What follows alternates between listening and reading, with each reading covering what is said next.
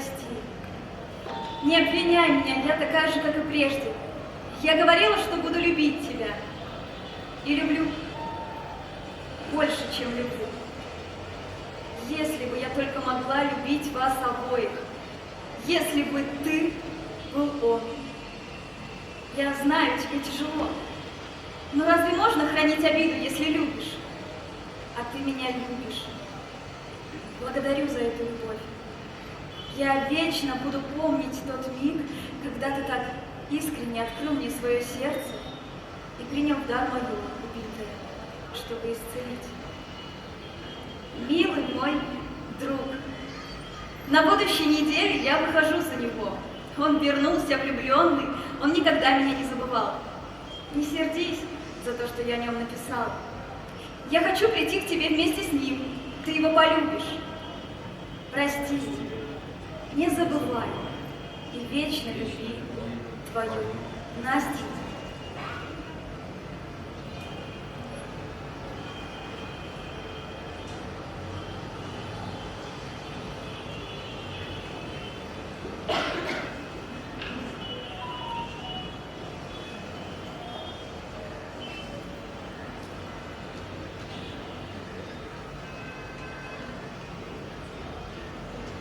Если бы ты был он,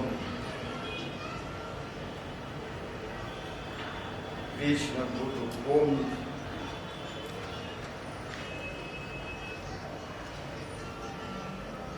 Тогда мне был знаком весь Петербург.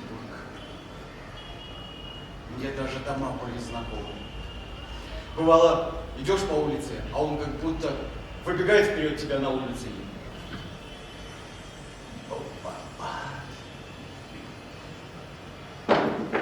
Здрасте! А мне в мае месяце добавят целый этаж. Или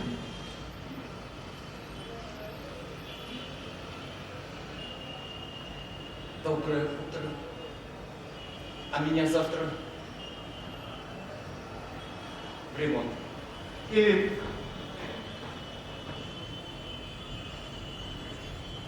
я вчера горел, очень испугался. Среди них у меня были любимцы. Никогда не забуду историю, которая произошла со мной в то самое лето. С одним примиленьким светло-розовым домиком. Как он приветливо улыбался мне, когда я проходил мимо, так горделиво смотрел. Однажды иду по улице, глянул на приятеля и слышу жалобный крик. Меня красят в желтую краску. Злодеи. Они ничего не пожалели, ни колонн, ни карнизов. И мой приятель стал желтым, как канарейка. Я чуть не умер от досады, и уже не в силах больше был повидаться со своим изуродованным другом.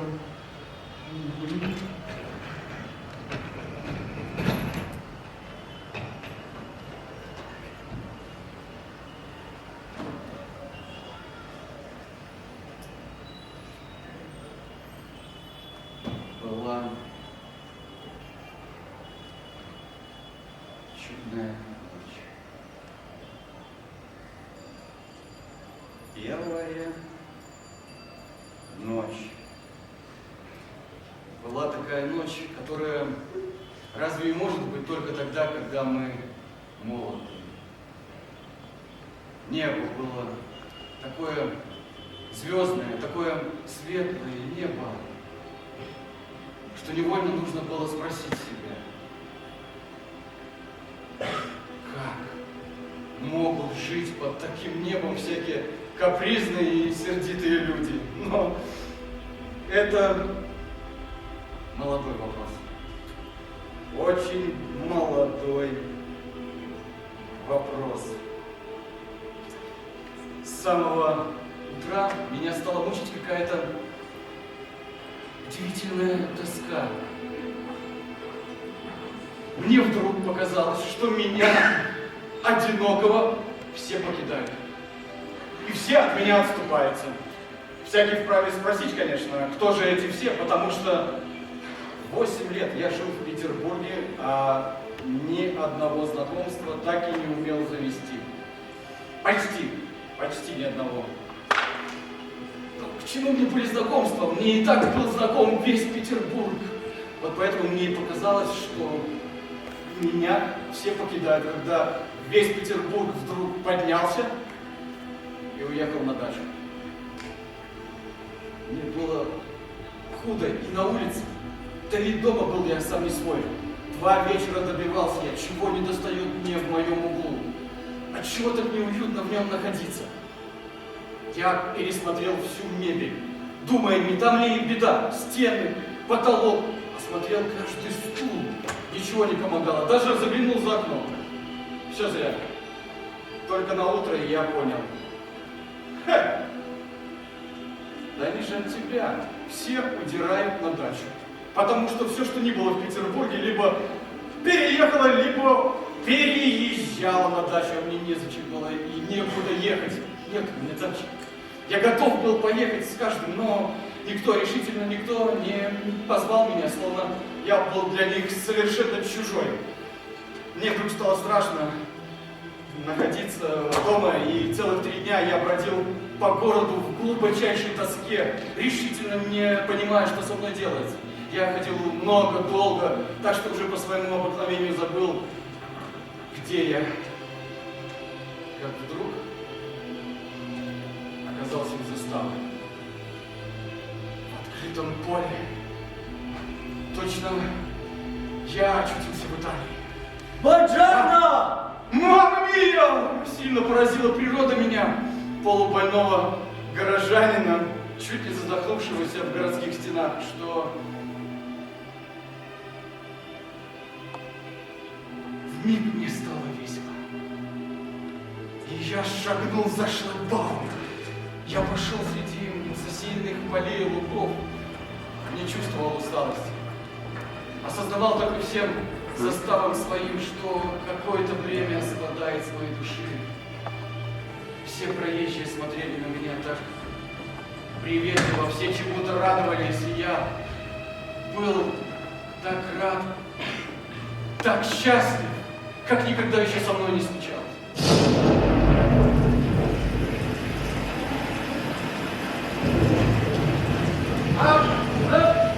Где мой зонт? Да, здесь точно нет. Вот я чувствовал, что должен что-то сегодня забыть. И забыл зонт!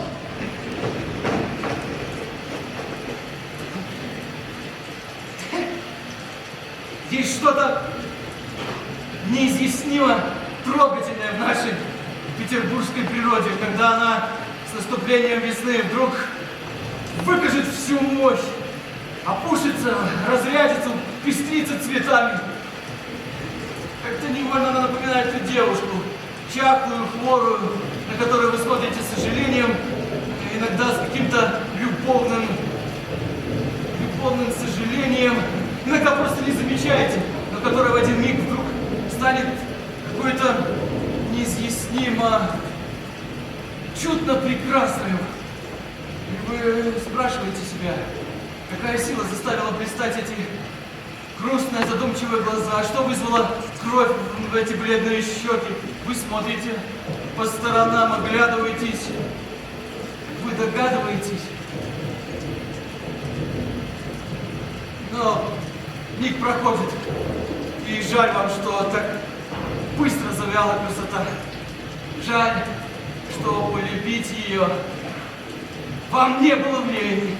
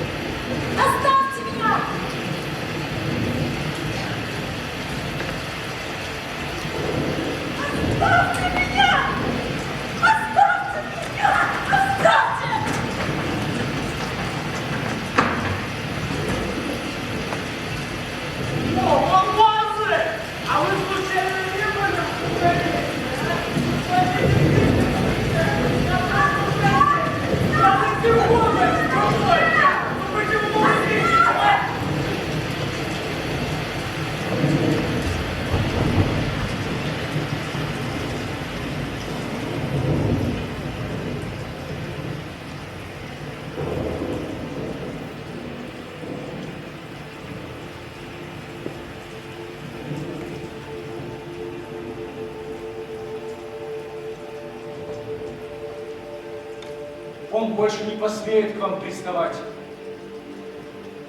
Вот видите, зачем же вы тогда отогнали меня? Но я вас не знала. Теперь вы меня знаете.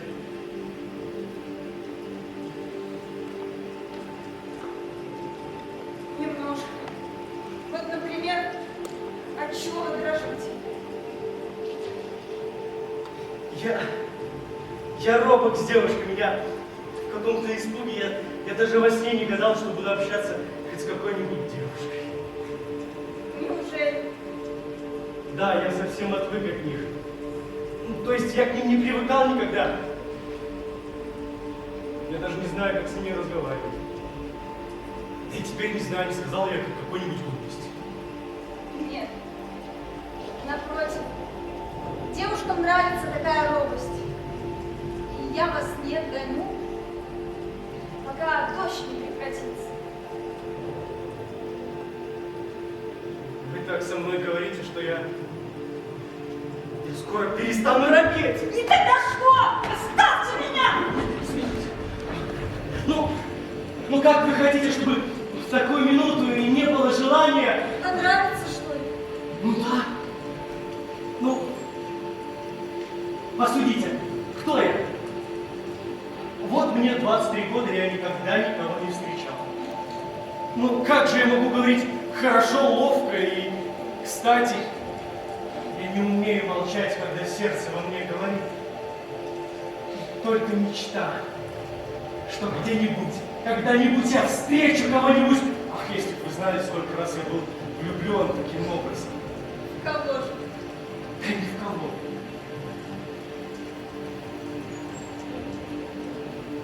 В идеал. Я говорил с 3 женщинами.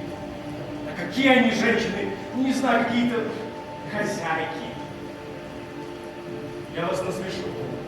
Я скажу вам, что хотел просто так заговорить с какой-нибудь аристократкой. Сказать, что погибаю от нее. Сказать, что в ее обязанностях женщины не отвергнуть такой робкой мольбы такого несчастного человека, как я. И сказать мне 2 братских слова. С участием. Не отогнать. Вот вы смеетесь. Я для того и говорю. Я смеюсь, потому что вы сами себе вредите. Если бы вы попробовали, вам, быть может, и удалось. Ни одна добрая девушка, если только она не глупая и не сердита, не оставила бы вас без этих 2 слов, которые вы так робко выпрашиваете. Ну или бы она приняла вас за сумасшедшего. Вы не представляете, что вы для меня сделали. Скажите, а почему вы решили, что я та, с которой, в общем, не хозяйка, как вы говорите? Почему вы решили заговорить со мной? Ну как, вы были одна, а тот господин был не очень трезвый. Мне кажется, это обязанность любого мужчины. Нет, еще раньше. Вы же хотели поговорить со мной. Извините, если напомню, мне кажется, что вы плакали и... А неужели это был грех почувствовать к вам братское сострадание? Не говорите. Вот уже дождь приостанавливается, мне пора. Прощайте, благодарю. Так неужели мы больше не встретимся? Видите ли, вы хотели сначала только 2 слов. А, подождите, я скажу последнее. Какой вы настойчивый. Я приду сюда, на это же место. Я мечтатель. Я промечтаю вас всю ночь, весь день, всю неделю, весь год и буду счастлив, вспоминая вчерашнее. Вы знаете, я плакал несколько раз от воспоминаний, и мне кажется, что вы тоже плакали от воспоминания 10 минут тому назад.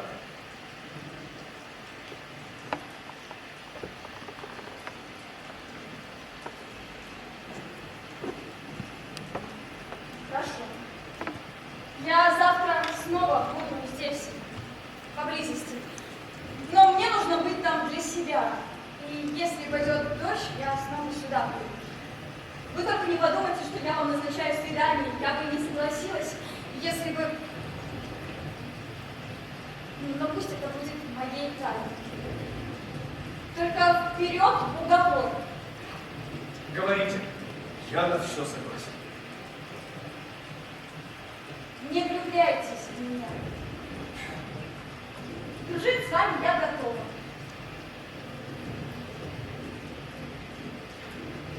Клянусь. Не осуждайте меня, мне просто не с кем поговорить и посоветоваться. Как будет тяжело дожить до завтра. Спите покрепче. До завтра. До завтра.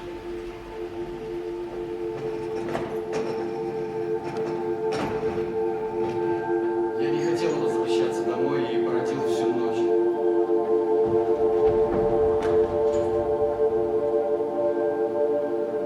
Я был так счастлив.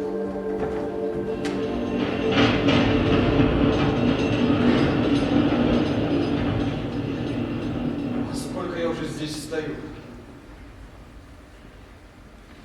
Часа два, что ли? Такое ощущение, что я потерялся. Странное ощущение. Давно его у меня не было. Так, успеть бы на трамвай.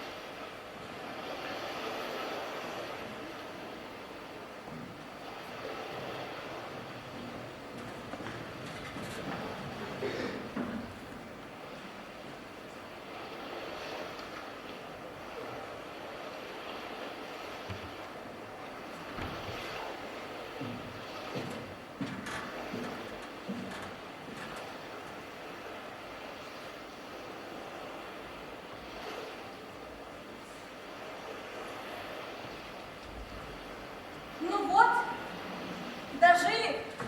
Я прождал вас 2 часа. Вы не представляете, что было со мной целый день. Я об этом все вчера долго думала. И чем же все кончилось? Тем, что мы с вами не знакомы. До свидания. Мы не знакомы.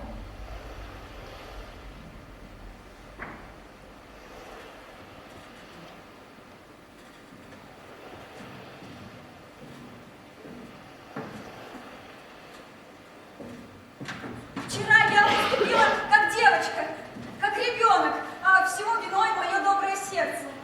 Я хотела узнать вас подробнее, но мне не у кого спросить. Поэтому вы должны мне сами все рассказать. Ну, рассказывайте свою историю. Да нет у меня никакой истории. Как же вы жили, если у вас нет истории? Вот так же жил один совершенно. Что ж, вы ни с кем не общались? Ни с кем.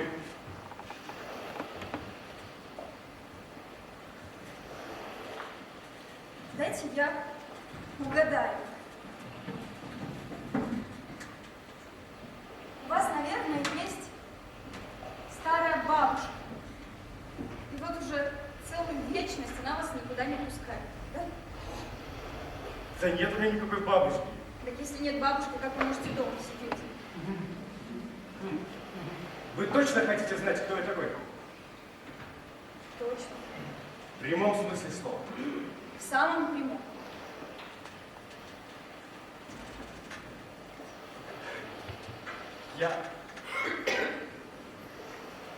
Я тип. Тип? ну тип это оригинал, ну такой смешной человек. Мечтатель. Я тоже мечтатель. Да? Да, бывает, сидишь рядом с бабушкой, и о чем только не начнешь мечтать.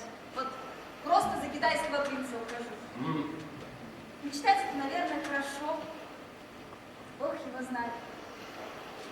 Особенно, когда и без этого есть о чем подумать. Извините, я совсем забыл спросить, как вас зовут? Вовремя вспомнили, да? Меня зовут Настенька. Настенька. Просто Настенька. Просто. А что, этого мало? Нет, очень даже много. Так вот, Настенька, в чем состоит эта смешная история? Есть в нашем городе уголки, которые не попадают в то солнце, которое светит для всех людей, а светит какое-то новое, другим светом. В этих уголках, милая Настенька, как раз таки проживают те самые мечтатели. Мечтатель – это не человек, а существо среднего рода. Есть в моем дне один час, который я люблю больше всего. Это час, когда кончаются почти всякие дела, и все спешат по своим домам. В этот час и наш герой, который тоже был не без дела, шагает за прочими. Он смотрит на вечернюю зарю, которая медленно гаснет на вечернем небе. Нет, он не смотрит. Он созерцает, как-то безотчетно. Он едва видит, что люди улыбаются, глядя на него, что какая-нибудь маленькая девочка громко засмеется, глядя на его улыбку и жесты руками. Остановите его, спросите, где он сейчас стоит, по каким улицам шел. Он ничего не ответит. И вот наш чудак пошел к себе в норку, сел за обед, отобедал и опомнился только тогда, когда в комнате уже вечереет.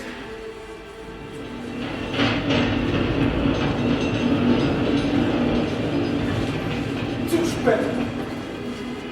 Пропустил трамвай. Как-то я возвращался домой и ехал на трамвае. Рядом со мной сидела девушка и читала газету. На ней была только одна перчатка. Я невольно посмотрел на нее, когда она неловко так поднесла руку с перчаткой к своим волосам. Мне захотелось прикоснуться к ее руке, словно ее рука в перчатке стала моей рукой. Она резко встала и ушла, оставив другую перчатку. Ты почему так долго не открываешь? Что еще? А я по поводу нашего прошлого разговора о слове. Так вот, я заявляю, что слова бессмысленны.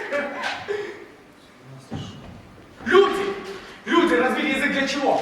Только для достижения каких-то собственных выгодных целей. Ну там лучшая еда, лучший дом, лучший кофе, лучший секс.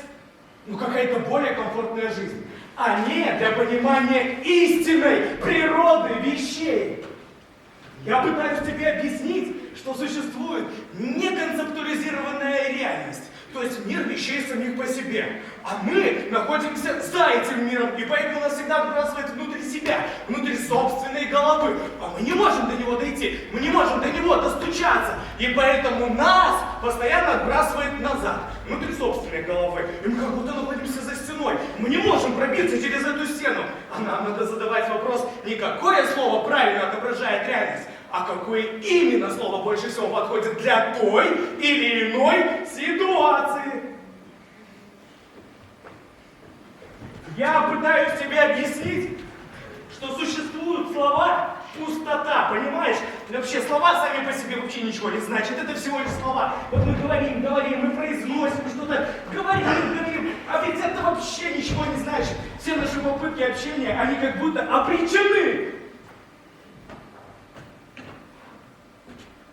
Я не понимаю, ты что, хочешь спать? Да.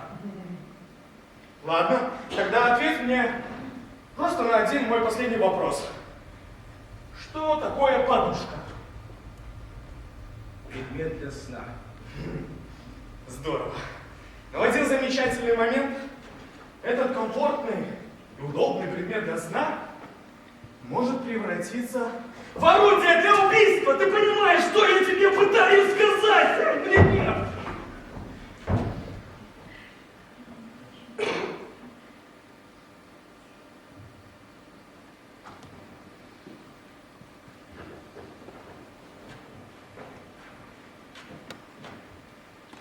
Ты пропустил экзамен.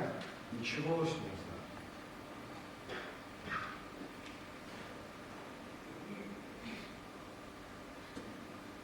А, да, точно. Я совсем забыл. У меня же есть еще одно очень важное дело. Я, пожалуй, пойду. Заходи.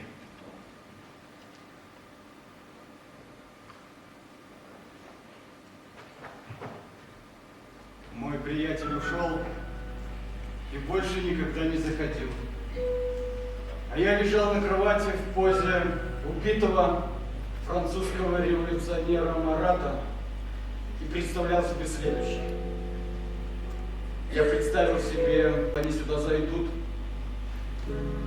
Я представил себе, что они, когда увидят меня, подумают, что я сплю. Но когда коснутся лба моего, поймут, что я умер как несчастно. Какая героическая смерть! Она та единственная аристократка теперь никогда не услышит своего имени с моих уст. Мы никогда не прикоснемся друг к другу. Мы никогда не встретимся. Она даже не узнает, что я когда-либо существовал.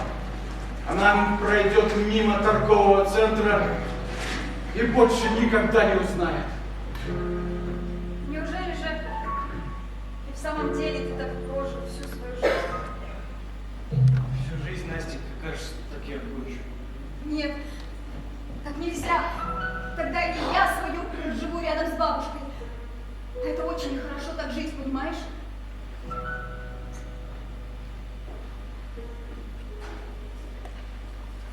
Будь благословенна за то, что я пожил хотя бы 2 дня в своей жизни. Что такое 2 дня? Мы теперь навсегда вместе. Я тебя понимаю, потому что сама все это пережила рядом с бабушкой.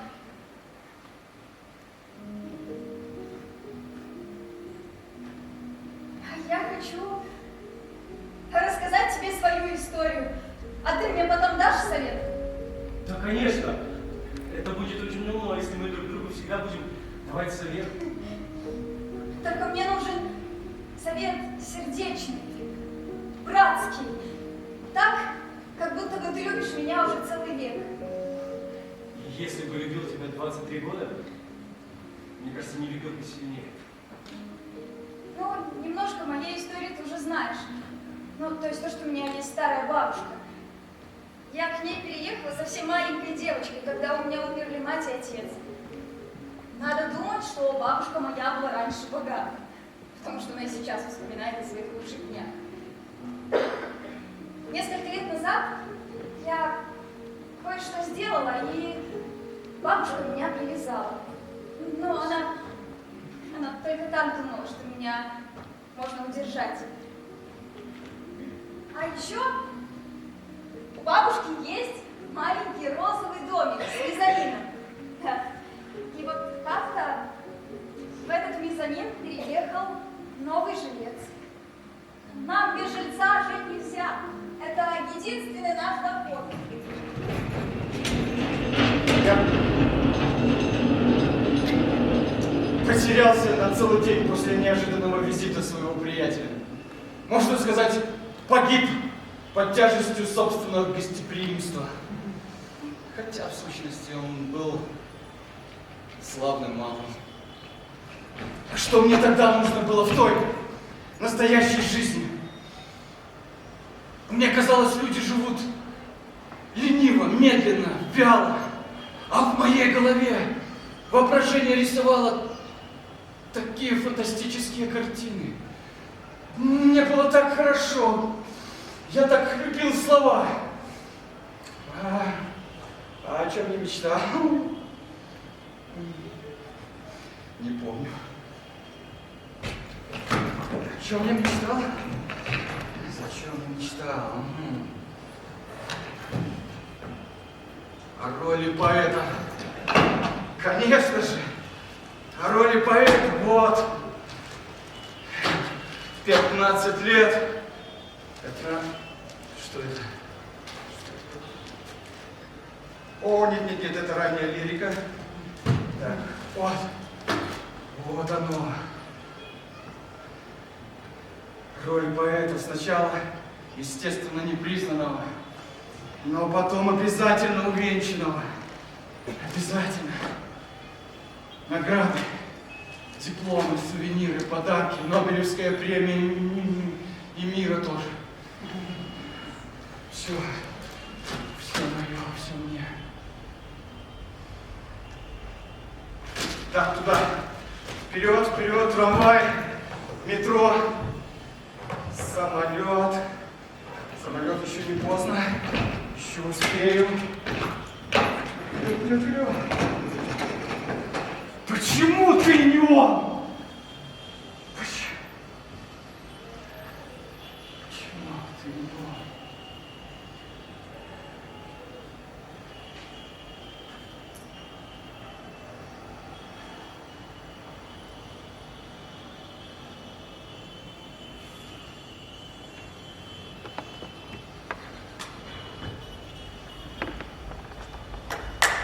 Теперь я он.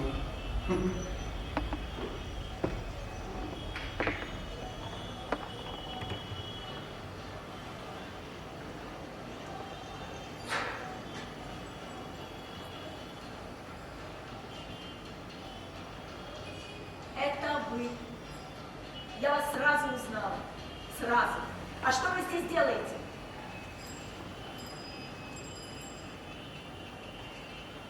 Я потерялся. Что вы пришли точно по адресу. Вот этот самый дом. Вы проходите. Это самый дом.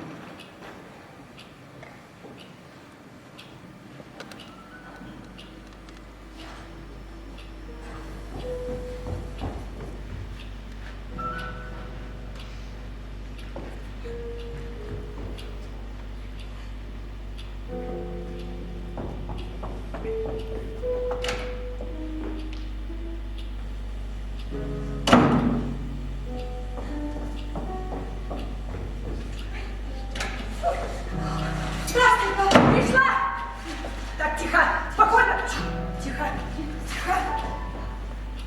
Что же такое? Спокойно. Барашка. Так, воды.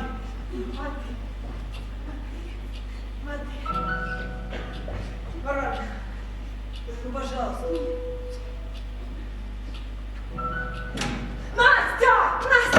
Настенька! Живая! Она живая! Настенька, маленькая! Мой хороший! Ты где же? Ну, где ты была? Настенька, я гуляла! Ну что ты? Гуляла, надо... Как гуляла? Как? Ну, где же может молодая воспитанная девушка гулять весь день? Разве пристало тебе по улицам ходить? Мы искали тебя везде. Фаина весь город оббегала. Ну кто у нас думает про Фаину? Я просто гуляла. Ну, хорошие воспитанные девушки возвращаются домой вовремя. Жосе, маман. Она еще и хамит. Она знает. Это хорошо, что у нас еще никто сейчас не арендует. А то спросили бы, где Настенька, и такой позор. Такой позор, не знать, что ответить. Спокойно, все живы, здоровы. И слава Богу. Я спать пойду. Я уже не могу.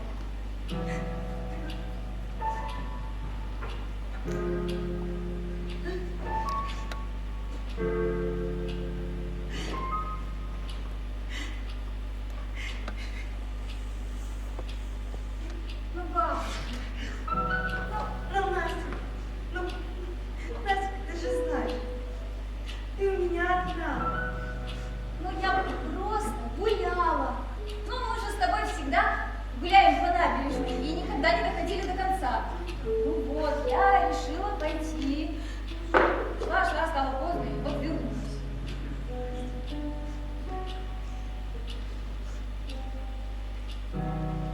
Бабушка,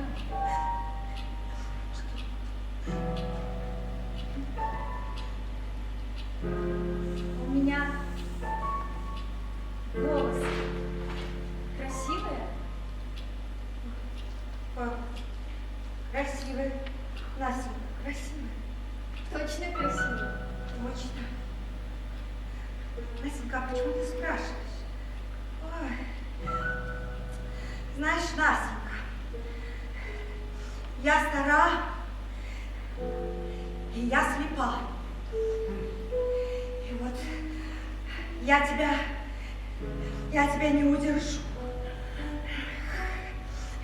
Знаешь, Настенька, видимо, по-видимому, вот по-другому нельзя. Все. Вот так, Настенька, будем всю жизнь с тобой сидеть, пока ты не сделаешься у меня лучше. И будем так сидеть, и все будет хорошо. Рядышком. Варвара Михайловна, что это такое? Что такое? Это уже перебор. И эта девочка вот никогда не беречь.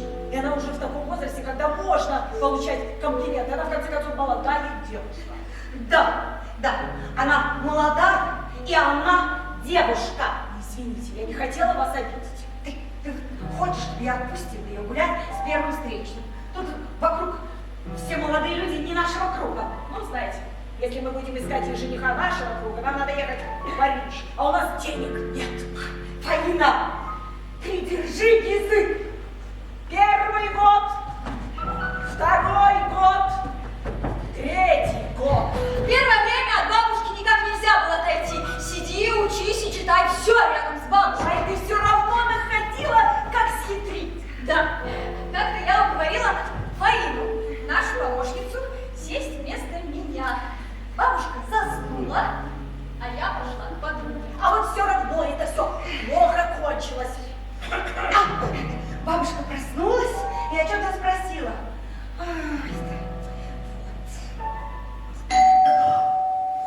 Ой, А Фаина, не знаешь, что ответить, и побежала, да? побежала. Проходите. Здравствуйте. Здравствуйте. Добрый день. Проходите.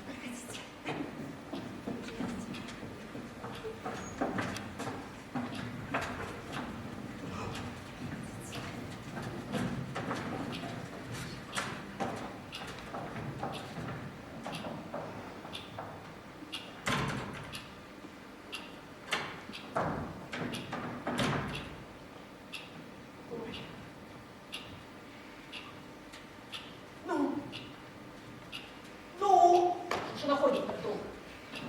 ну, заселился.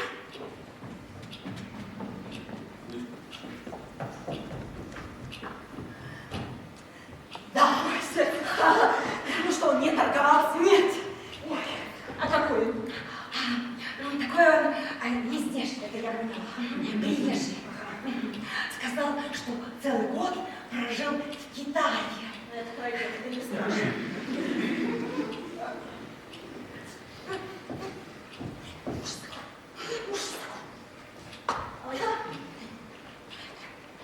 Не знаю, молодой.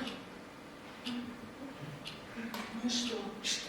У нас предыдущий старичок этот жил, хромой, слепой, еле ходил, помер, не заплатил.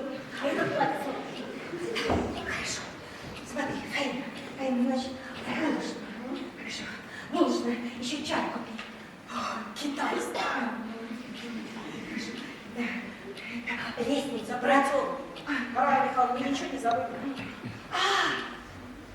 Тебе. Долго все, я просто.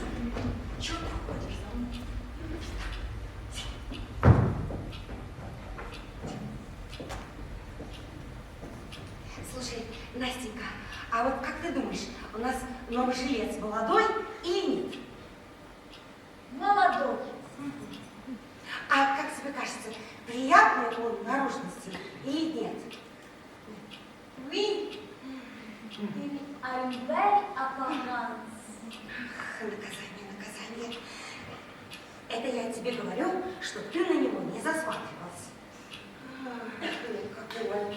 Ой, такой мелкий жилец, а тоже приятной наружности. Не то, что в мое время. И тогда ночью мне приснился сон, что я улетела в Китай. Я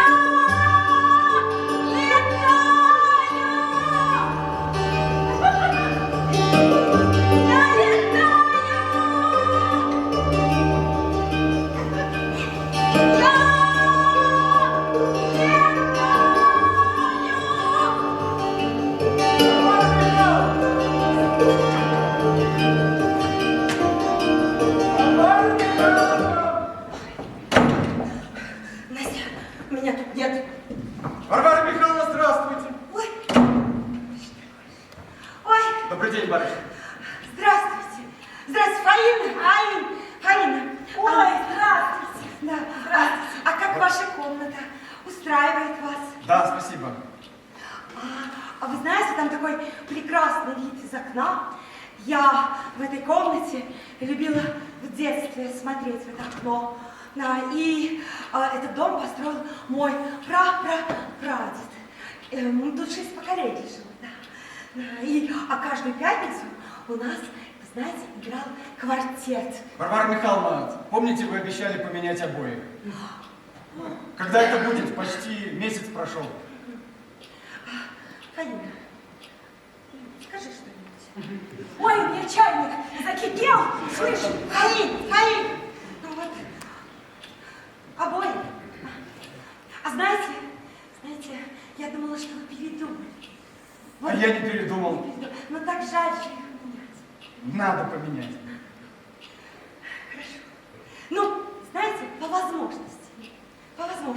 Давайте посмотрим, давайте. Настенька, принеси мне калькуляцию. Вот.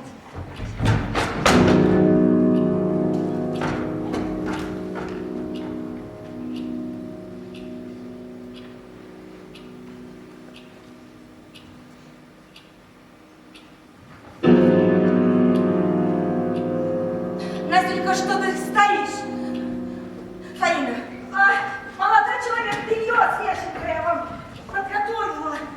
Молодой человек. Ой, какой вы быстрый.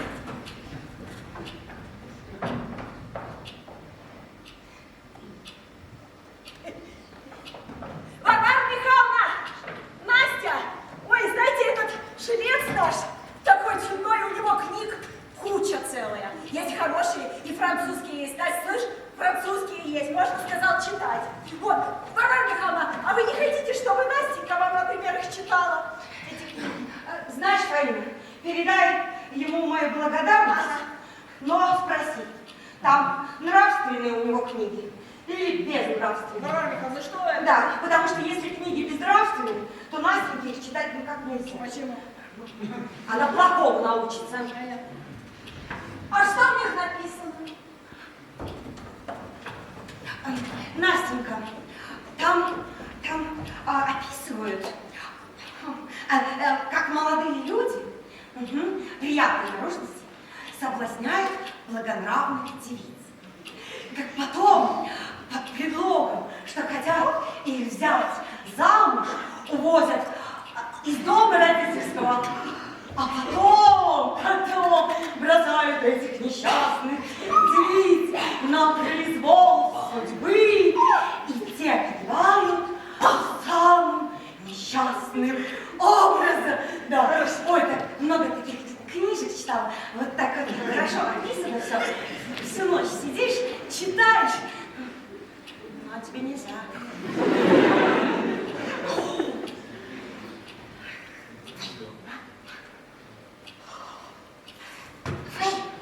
Слушай, может, сюрприз какой-нибудь тут есть?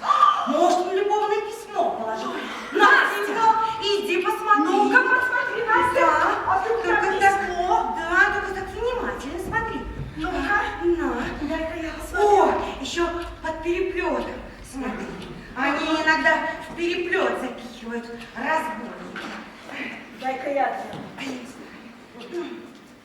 знаю. Что ж такое? Ну, нет письма? Нет. Жаль. Не то, что в ваше время, Варвара Михайловна. Ты Пушкин.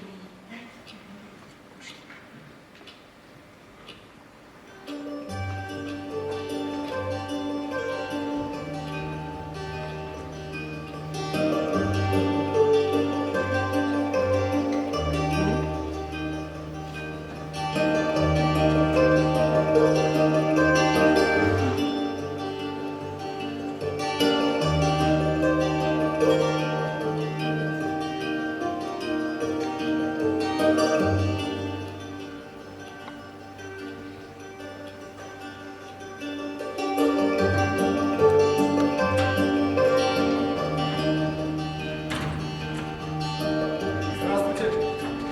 Здравствуйте.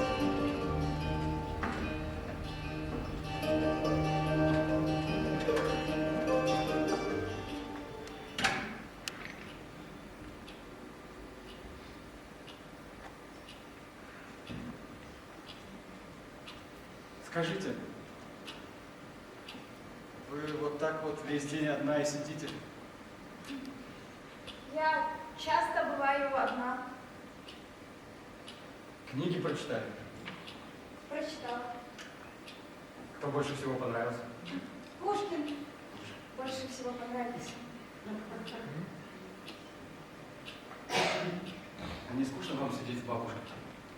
Нет, не скучно. Послушайте, Настенька, извините, что я так спрашиваю. Вы добрая девушка. Может, у вас подруги есть, с которыми вы могли гулять, или с которыми в гости вы могли пойти? Нет. У меня была одна. Мама уехала. Конечно, может, лучше и вам уехать. Ведь вы же сидите здесь, света белого не видите, вдали от всего. Ну, да. Но мне кажется, я не имею права, у меня есть бабушка.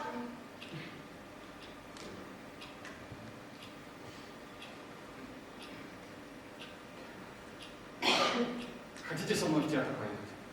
В театр? Да. А как же бабушка? Да без бабушки. Нет!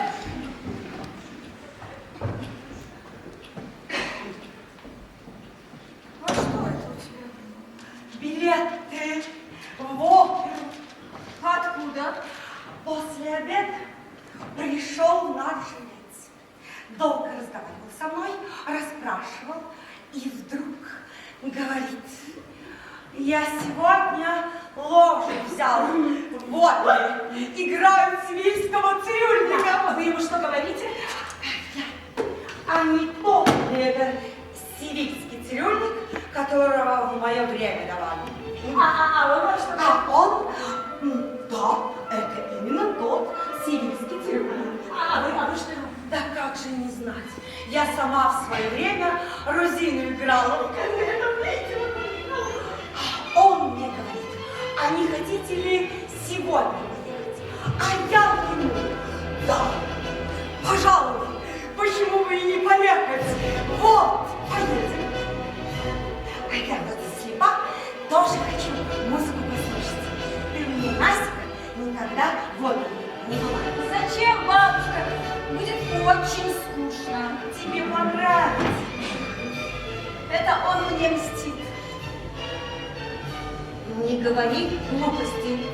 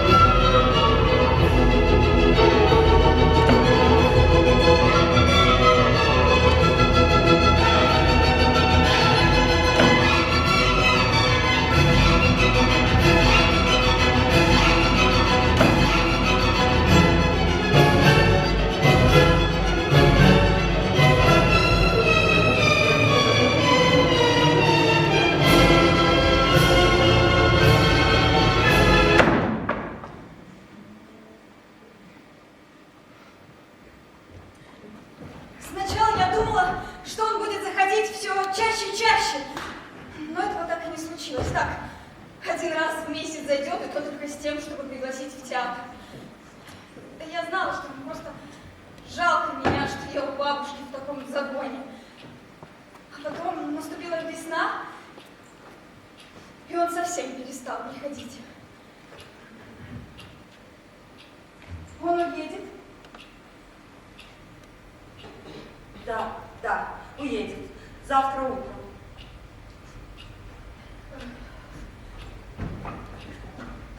Почему?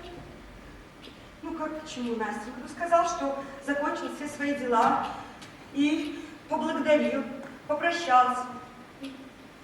Так жаль. Такой хороший жилет. Ну все. Ну, хороший. Я все сделаю. Хороший.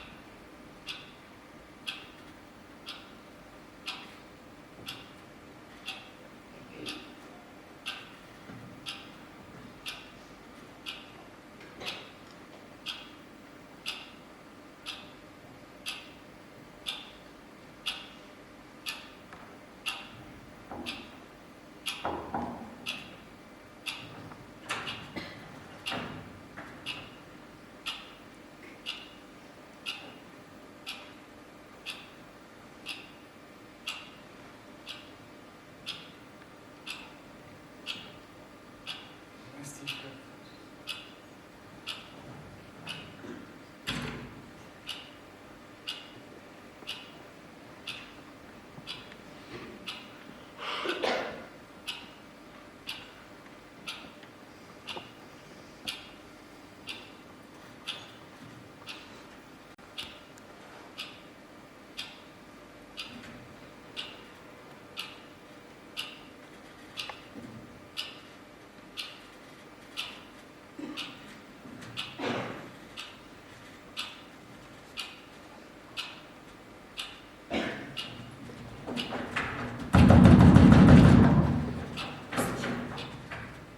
Слушай меня,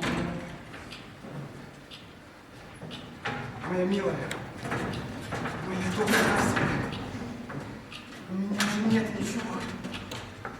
Понимаешь, я бедный человек, я не могу ничего. Как же мы будем жить, даже если я и женился бы на тебе?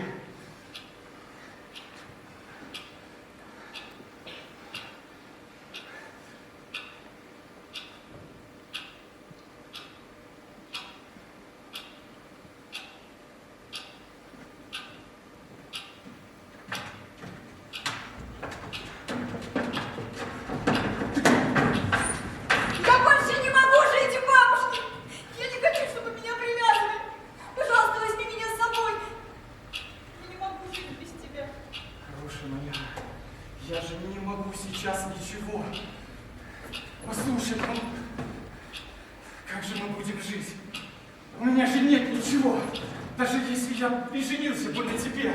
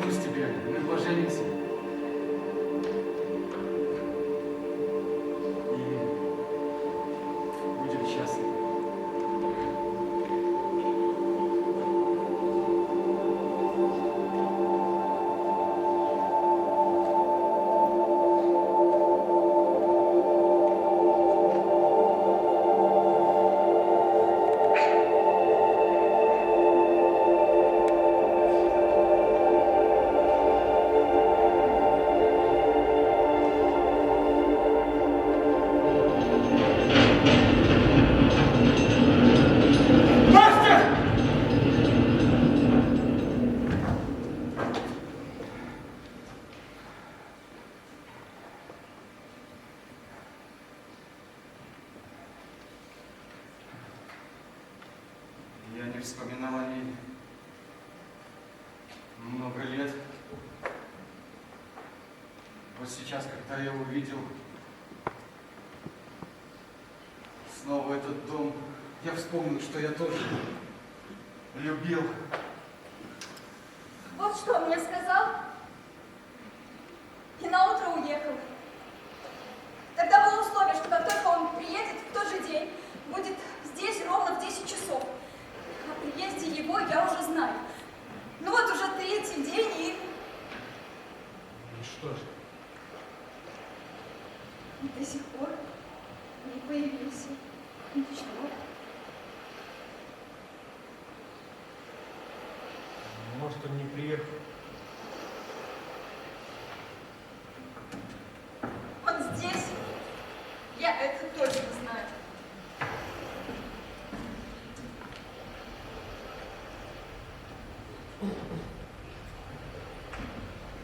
Чем тебе помочь?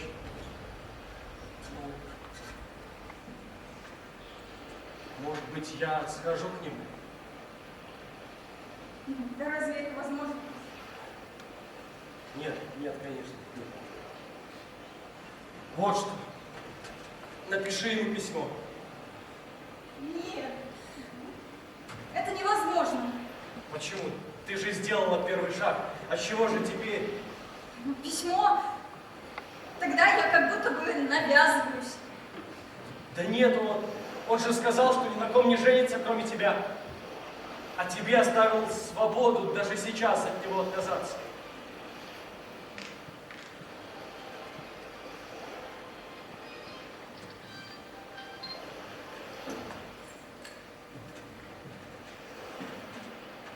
Послушай, а ты бы как написал? Я?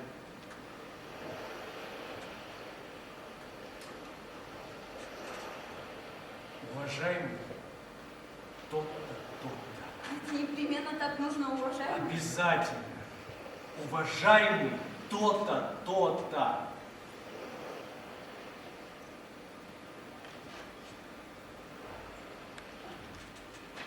Впрочем,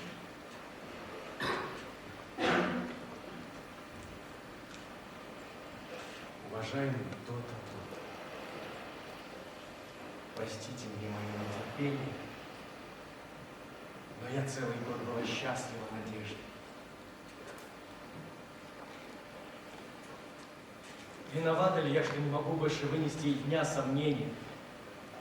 Теперь, раз вы уж приехали, может, вы изменили свои намерения? Помните, что вам пишет бедная девушка, что она одна, что некому посоветовать ей? Простите, что мою душу на миг закралось сомнение, вы не способны обидеть ту, которая вас так любила.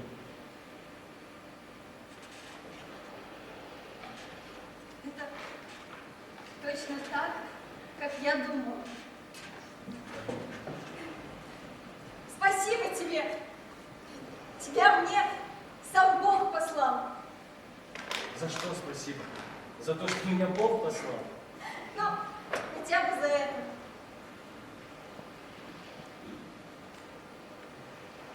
Я благодарю тебя за то, что буду помнить тебя всегда.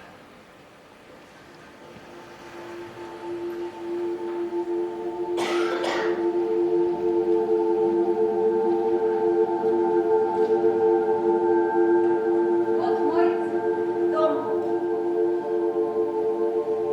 Послушай, мне днем никак нельзя уйти от бабушки. Передай письмо нашим знакомым, а они ему передадут. Ну так письмо написать надо, тогда ответ завтра будет.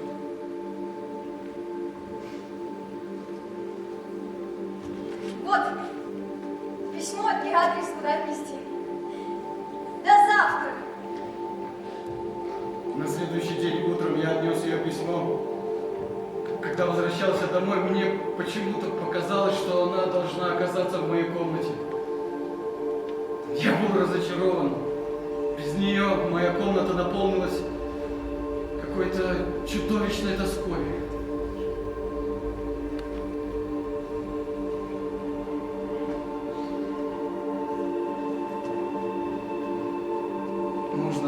не мечтать, а любить ее. Мы мечтали жить в маленьком розовом домике. Что же случилось? Что же произошло?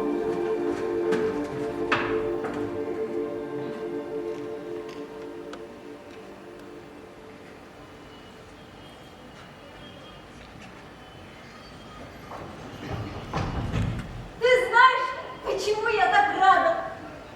Так люблю тебя сегодня. Почему? Потому что ты сдержал свое слово. Ты не влюбился в меня. Ты такой хороший друг. Тебя мне сам Бог послал. Я даже не представляю, что бы со мной было, если бы не ты.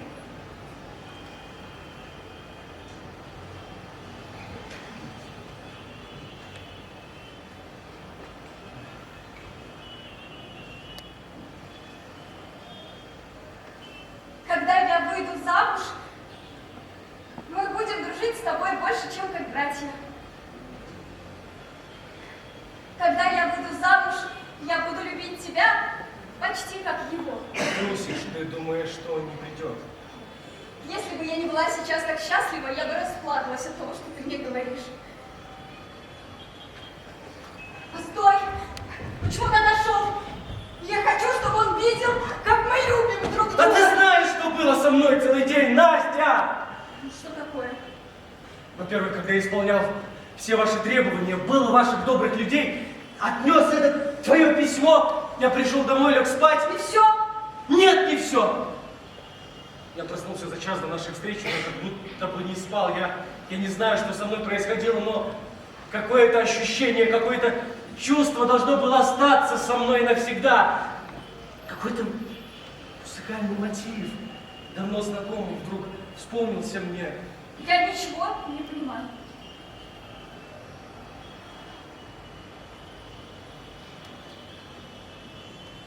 Я просто хотел передать тебе это чувство.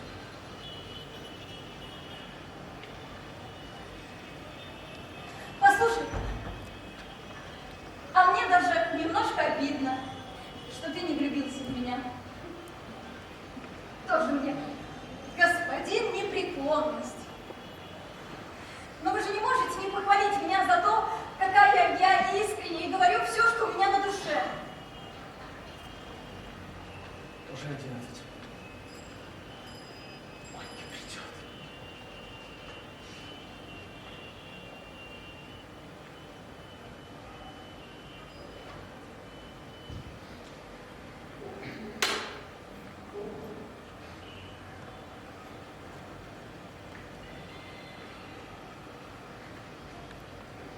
Да. 11.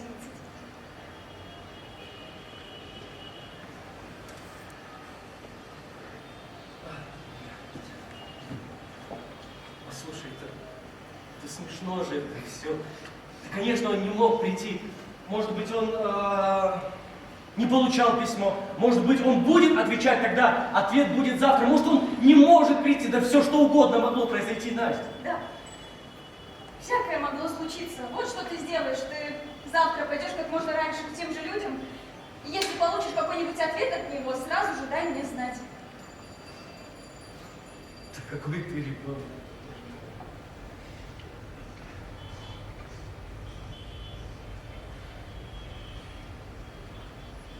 Знаешь, я думаю о тебе.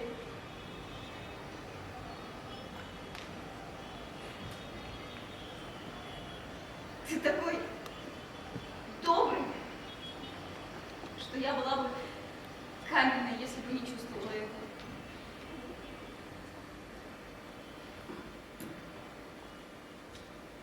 Знаешь, что мне пришло в голову?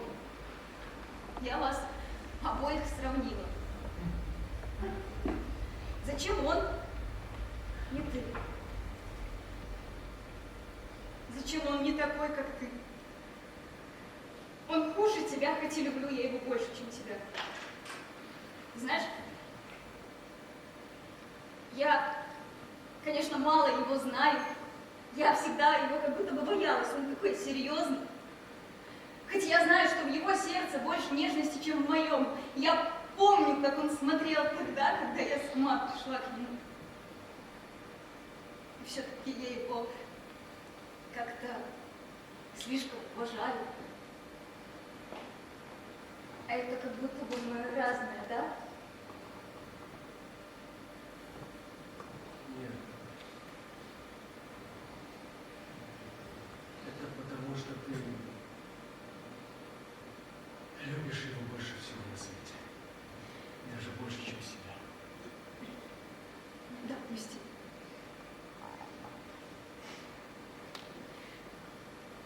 Вот почему мы все не ведем себя как братья?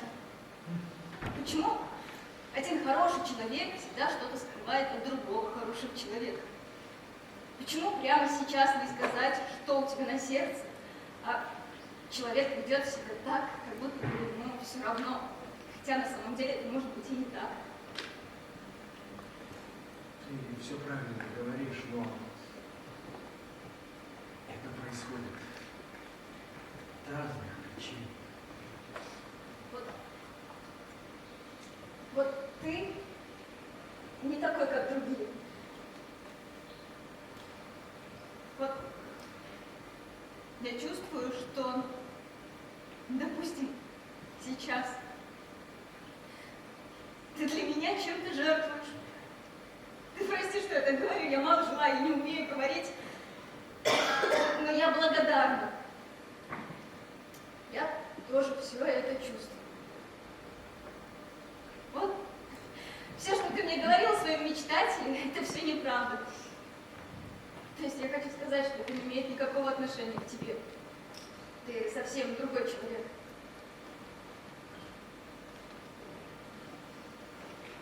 И если ты когда-нибудь полюбишь, то дай Бог тебе счастья с ней. А ей я ничего не желаю, потому что она будет счастлива с тобой.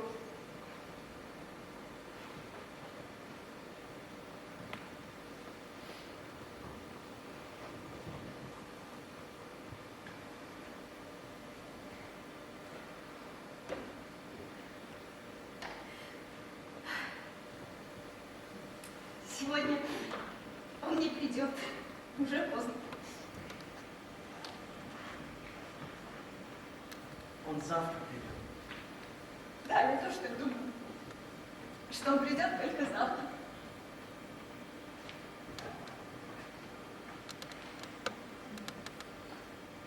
Мы теперь навсегда вместе. Правда?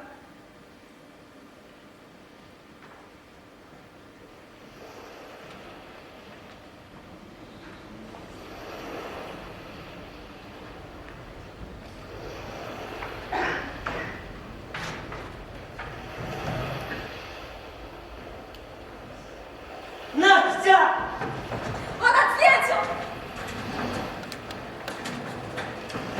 Он ответил!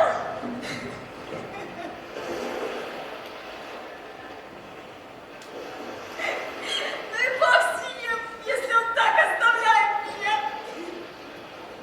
Не надо, не утешай меня, не говори, что он придет, что он не бросил меня так жестоко и так бесчеловечно. За что? Что было в моем этом несчастном письме? Ни строчки. Хоть бы ответил, что я ему не нужна, что он оставляет меня. Сколько я вытерпела эти 3 дня. Как вспомню, что я тогда сама пришла к нему, что я плакала перед ним, унижалась, и после этого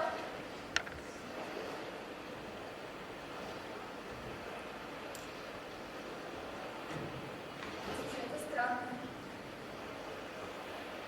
Быть может, он письма не получал. Быть может, он до сих пор ничего не знает. Может быть, ему кто-нибудь что-нибудь наговорил обо мне. Как ты думаешь? Я пойду к нему завтра. Напишешь еще. Нет, Больше ни слова, я не хочу его знать, я его не люблю, я его позабуду. Вот ты бы бросил ту, которая сама к тебе пришла, ты бы понял, что она была не в силах совладать из-за любви к тебе, что она не виновата, она ничего не сделала. Что с тобой? Это невозможно. Но я люблю тебя.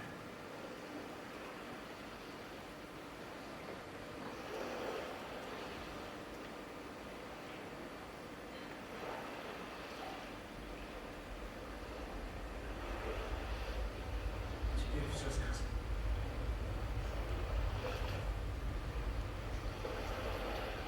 Послушай, а зачем?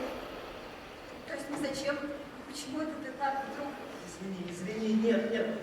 Все нормально, мы были друзьями, ими и остаемся, все.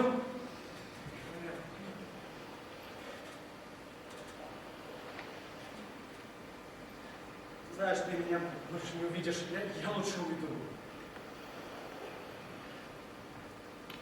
Но, ты знаешь, я скажу последнее. Когда ты здесь плакала, я почувствовал, что в моем сердце столько любви.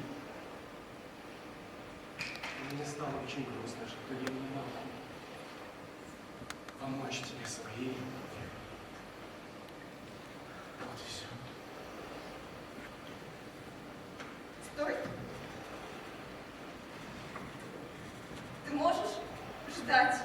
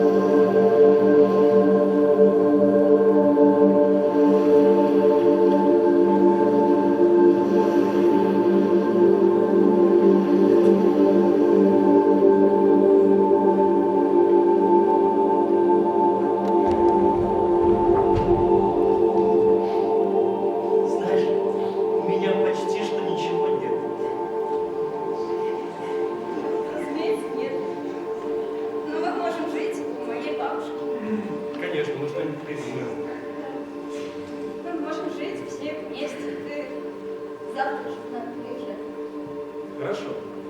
Правда, я у себя немножко за квартиру должен, но это ничего, у меня скоро будут деньги. А я буду давать уроки французского. Вот и прекрасно. Послушай, уже поздно. Мне нужно возвращаться домой. Проводишь меня? Да, конечно.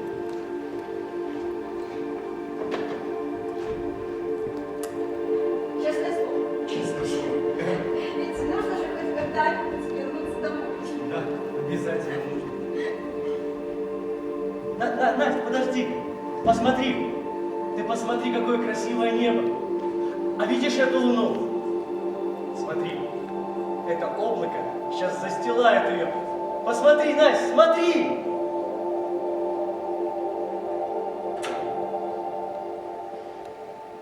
Настя!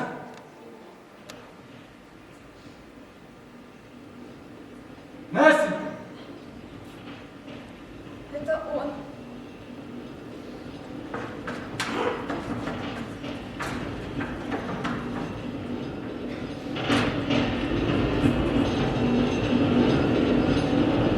Она вот выскользнула из моих рук и бросилась к нему. Я стоял, смотрел на них, как убитый.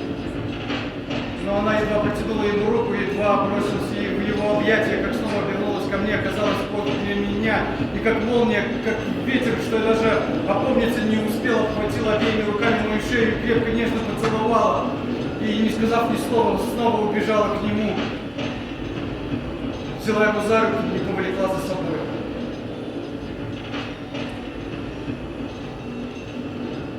Я стоял, долго смотрел им вслед.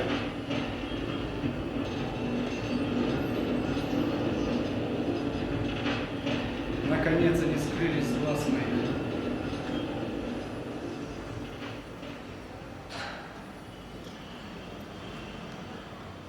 Доброе утро.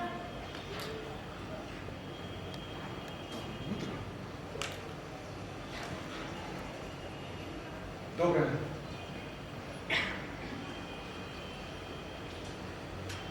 Извините, можно вопрос? Да.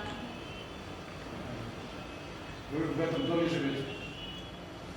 Нет, я не живу, я просто за ремонтом слежу. Там ремонт идет, хозяева уехали, дом продают. За границу уехали. Хотите, может быть, посмотреть? Вы интересуетесь домом? Да, да. Ну, пойдем, я вам покажу. Если хотите, если вы не спешите. Можно. Да? Да, да. Пойдем.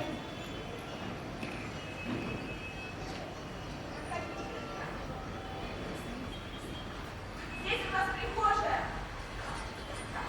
Вот, вы не обращайте внимания, у нас просто ремонт.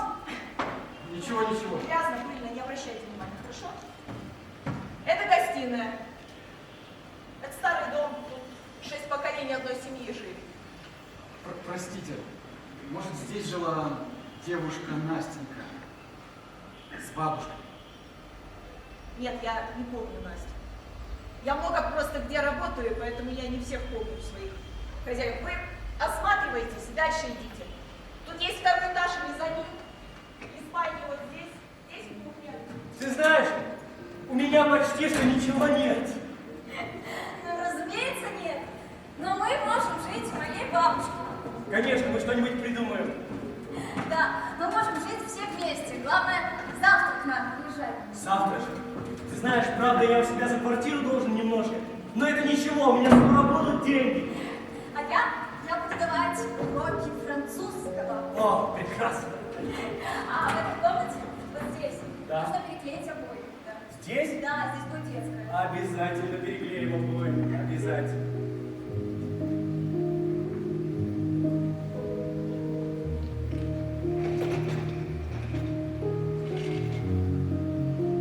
Да будет ясно небо твое.